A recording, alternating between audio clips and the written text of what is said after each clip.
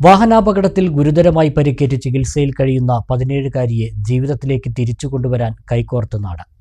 ഓങ്ങല്ലൂർ വാടാനാംകുറിശി വടക്കേത്തൊടി അബ്ബാസിന്റെ മകൾ റംഷീനയാണ് കോട്ടക്കൽ മിംസ് ഹോസ്പിറ്റലിൽ ചികിത്സയിൽ കഴിയുന്നത്. ഇതിനകം തന്നെ 50 ലക്ഷം രൂപ ചികിത്സയ്ക്കായി കുടുംബം ചിലവിട്ട് കഴിഞ്ഞു. ഇനിയും ചികിത്സയ്ക്ക് ലക്ഷങ്ങൾ വേണം.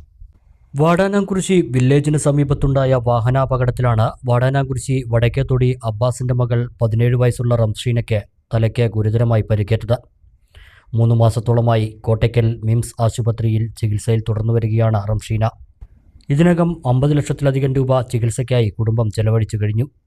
സകലതും വിറ്റുപെറുക്കിയും പലരുടെയും സഹായത്താലുമാണ് കുടുംബം ഇതുവരെ ചികിത്സ നടത്തിയത്. ഇനിയും ശസ്ത്രക്രിയയ്ക്കും തുടർ ചികിത്സയ്ക്കുമായി 35 ലക്ഷത്തിന് മുകളിൽ വേണ്ടതുണ്ട്. ഈ സാഹചര്യത്തിലാണ് റംഷീനയുടെ ജീവൻ രക്ഷിക്കാൻ നാട് കൈകോർത്തിരിക്കുന്നത്. ഇതിന്റെ ഭാഗമായി ജീവകാരുണ്യ പ്രവർത്തകൻ അഡ്വക്കേറ്റ് ഷമീർ കുന്നമംഗലം പങ്കെടുത്ത റംഷീന ചികിത്സാ സഹായ കമ്മിറ്റി യോഗവും ഓഫീസ് ഉദ്ഘാടനവും കഴിഞ്ഞ ദിവസം ഓങ്ങല്ലൂരിൽ നടന്നു. മറ്റുള്ളവന്റെ കൈകളിൽ കിടക്കുന്ന പണം കൊണ്ട് അർഹതപ്പെട്ട ആളുകൾക്ക് സഹായം ലഭിക്കുന്ന ഒരു വലിയ സംവിധാനമാണ് സോഷ്യൽ മീഡിയ എന്ന് പറയുന്നത്. ഞാൻ ഒരുപാട് വീഡിയോകൾ എടുത്തിട്ടുണ്ട്. ആദ്യമായാണ് ഒരു മനുഷ്യൻ, ഒരു ഉപ്പ ഡോറ് തുറക്കുന്ന സമയത്ത്, എന്നെ കണ്ട സമയത്ത് കരഞ്ഞ ഒരു വീഡിയോ ഉണ്ടെങ്കിൽ അത് വാടാനാംകുറിശിയിലെ അബ്ബാസ് കായുടെ കണ്ണിൽ നിന്ന് വന്നിട്ടുള്ള കണ്ണീരാണ്.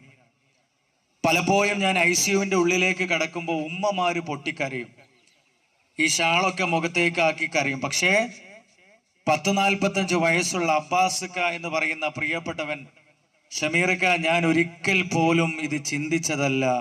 8ാം വാർഡ് മെമ്പർ അശോകൻ അധ്യക്ഷനായി. ജില്ലാ പഞ്ചായത്ത് അംഗം AN നീരജ്, 13ാം ward member KM Mujeebuddeen, Riyas Mukkoli, Rupesh, Vijayan Vadanamkurissi, Musthafa Pokkupadi, KSMA മേഖലാ president EK Ali, Ubaid Anvari, Sharafuddeen Yamani, Prasanth, Yusuf Kutty, Geetha teacher, Hasina എന്നിവരും ചികിത്സാ കമ്മിറ്റി ഭാരവാഹികളും നാട്ടുകാരും പങ്കെടുത്തു. VK Sreekandan MP, Muhammad Muhsin MLA എന്നിവർ രക്ഷാധികാരികളും സന്തോഷ് ചെയർമാനും ഷാഫി കൺവീനറും അബ്ബാസ് ട്രഷററുമായ ചികിത്സാ സഹായ കമ്മിറ്റിയാണ് രൂപീകരിച്ചിട്ടുള്ളത്. റംഷീനയെ ജീവിതത്തിലേക്ക് തിരിച്ചു കൊണ്ടുവരാൻ ഉദാരമതികളുടെ സഹായം തേടുകയാണ് സഹായ സമിതിയും കുടുംബവും. ഇതോടൊപ്പം കാണിക്കുന്ന അക്കൗണ്ട് നമ്പറിലേക്കോ GPay നമ്പറിലേക്കോ സഹായങ്ങൾ നൽകാവുന്നതാണെന്ന് കമ്മിറ്റി ഭാരവാഹികൾ അറിയിച്ചു.